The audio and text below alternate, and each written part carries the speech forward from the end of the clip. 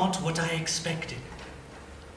When my cousins picked me up from the airport, they promised to take me to exotic lands. So far, I have seen Bradford, Birmingham, Leicester, London. They said they were taking after a British tradition, where the English went abroad to places where there are only English people. This I do not understand. I fled India to escape its suffocating grasp, to replace the warm splendor with a drop in temperature and the accompanying ice-cold feeling of being judged from afar. But Bristol was different. Here, I met a girl.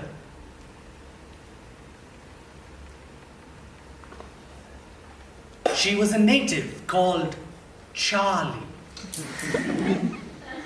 I often saw her through the green shrubbery, the dense forestry, and the staggered rocks of Victoria Park. She could be seen walking her two animals, one large breed of dog and one small breed of dog. But then, one blood-red autumn day, I had no intention of meeting the dog lady. Rather, I desired to meet the warm embrace of my porcelain throne. It was in this haste that I bumped into the madam, and her dog began jumping at my person, while the other watched. "Aw, they must really like you."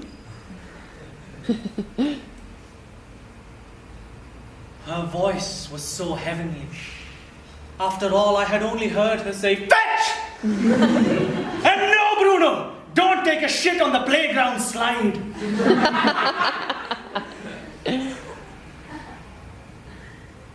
I said, well, it must take a really caring woman to raise such loving dogs. I fear she's mistaken my stillness for being cool, calm, and collected, when in fact, any sudden movement would lead to a violent explosion.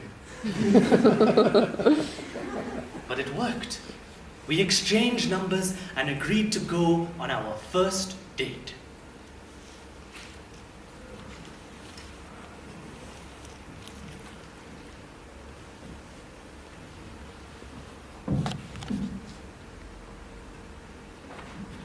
We went to Castle Park in search of a cave, and there, between a Starbucks on high and a patisserie Valerie on low, she instead decided to go to yet another place that also sells coffee and cake but has no brand recognition of which I am aware. It was not Mark's Bread.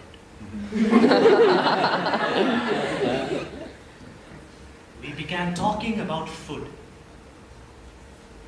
I'm so disappointed that in this country they care more for how the food looks, how they look eating the food, rather than how it tastes, how it smells.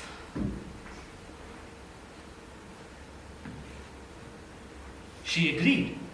She had eaten Indian food and therefore developed a traffic light system to help her. So, depending on whether her poo was green, yellow, or red, she would know what to do. If it was green, lot of vegetable, lot of mineral, very good for stomach. If it was yellow, quite runny, good consistency, great taste, little burning sensation. If it was red, probably bowel cancer. Eat only once every 6 months. She was absolutely right. She's the first British person I've come across that openly talks about her shit. Many of them deny it is an act they even are involved with. Some leave their workplace to take a shit somewhere else, to come back without the shame. Britain has never been about a stiff upper lip, but rather an uptight sphincter. Charlie, she understood. I do see the benefits. It is nice to not see a man just pissing in the street.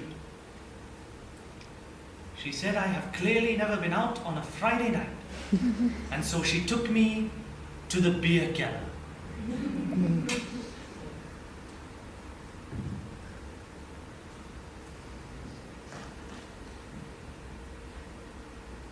I now understand why you call it clubbing.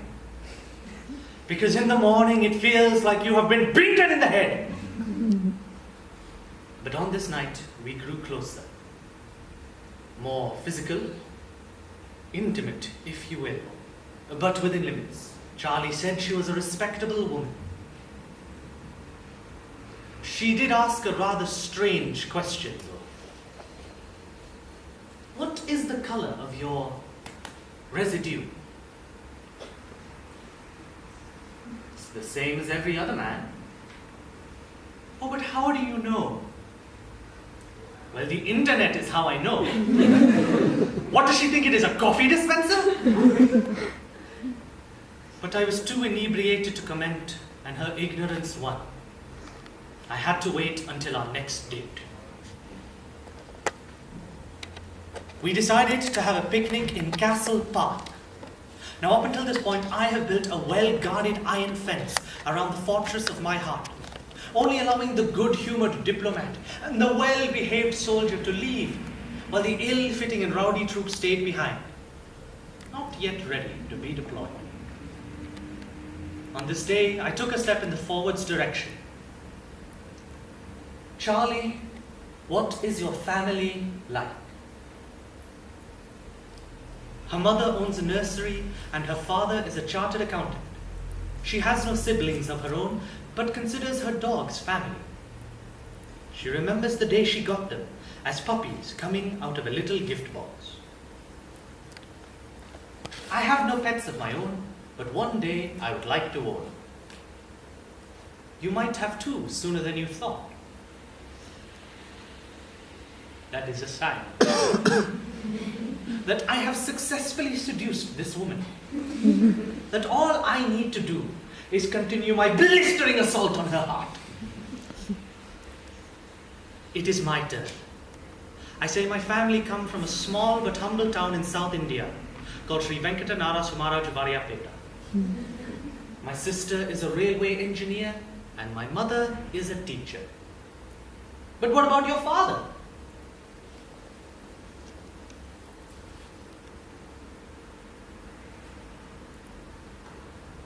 The question that hurts above all. But there is something about being around Charlie that makes me want to tell her things that I have not told others. So I let her in. I do not know my father. He left us when I was very young, and my mother raised us by herself.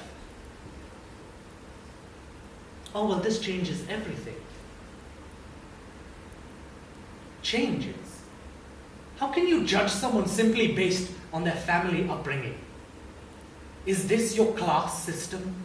No better than the caste system? She said, no, I didn't realize you were black.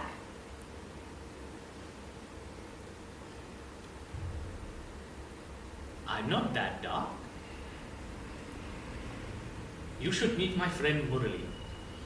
Depending on where the sun is in the sky, he looks like the different sides of an aubergine. No, I didn't realize you were Afro-Indian, or do you prefer Asianatic? Who is this girl, huh? Thinking that I...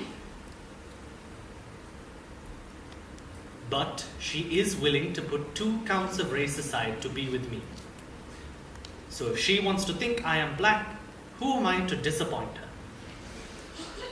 That will come later.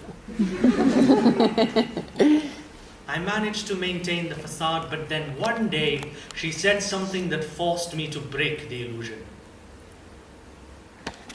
Your people must be so happy that Idris Elba is going to play the new James Bond. I hate Idris Elba. He makes everything about black. James Bond, black. Doctor Who, black. If anyone should play a doctor, huh?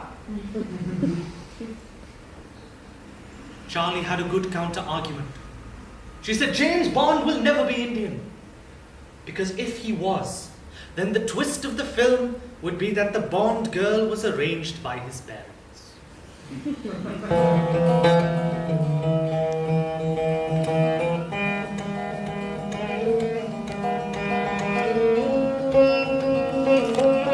The journey continues.